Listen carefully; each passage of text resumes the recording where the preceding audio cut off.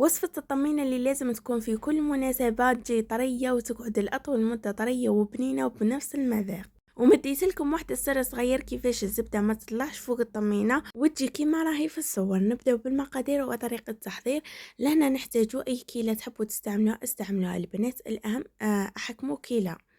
انا استعملت هذه الكيلة، درت كيلة زبدة وكيلة نقص صباع من العسل. لهنا نجيب طاوة نحط فيها هذيك الزبدة نذوبها، وعلى حرارة هذيك الزبدة رايحة نحط العسل تاعي كان بدرجة حرارة الغرفة، سمماوش في الفريشيدير اللي يحب يذوب. نحط العسل على هذيك الزبدة ونحركه البنات هكذا برك.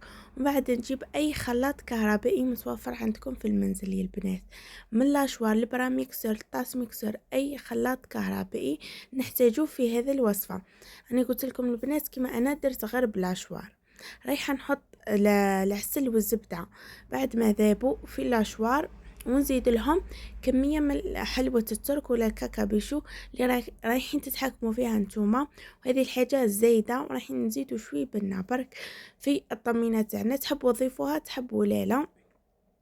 انا قلت لكم البنات كميه تقعد اختياريه لكم انتما واش حبيتوا. انا درت قسم غرفه كبيره، ولا انا درت قسم 5 مغارف كبار تاع حليب. هذا هو السر البنات اللي رايح يخلي لكم ولا ينحي لكم هذوك اليدام اللي رايحين يطلعوا لكم فوق الطمينه، هو الحليب يا البنات. لهنا عندي كميه من السميد اللي كنت حمصته وبارد، نضيفوه على الخليط تاعنا اللي درناه. ضيفوه تدريجيا وانتم اللي تتحكموا في القوام تاع الطمينه. كل واحد كيفاش يحب قوام الطمينه تاعو، كاين اللي يحبها جاريه، كاين اللي يحبها وسط، وكاين اللي يحبها ناشفه. سما التنشيف تاع الطمينه رايح يقعد اذواق كل واحد والذوق تاعو، ورايح يضيف السميد على الخليط. نخلطه بهذه الطريقه كيما راه موضح في الفيديو البنات. وتحبوا ضيفوا كمية تاع سميد وتغطيو الطمينة تاعكم تخليوها شوية. كاين سميد يشرب وكاين سميد ما يشربش، وانتم القوام اللي تحبوه واللي تفضلوه، وكل واحد والذوق تاعو.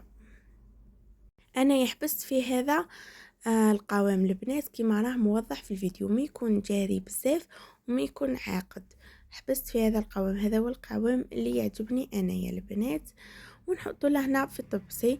درت لي انا 3 طباسة البنات، من احجام من الكبير للصغير درت لي 3 طباسة. ثم المقادير اللي درتهم انايا، وكل واحد الكيلة اللي حبها يديرها البنات. احكموا غير كيلة فريدة، هذا مكان. بالنسبة للتزيين راح يقعد اختياري وحسب المناسبة تاعكم. زينوا طباسة تاع الطمينة. انا عطيت لكم 3 اقتراحات وانتم لكم الاختيار. عطيت لكم هذا الاقتراح الصغير، طابسي صغير درت له حبة جوز وحبة لوز.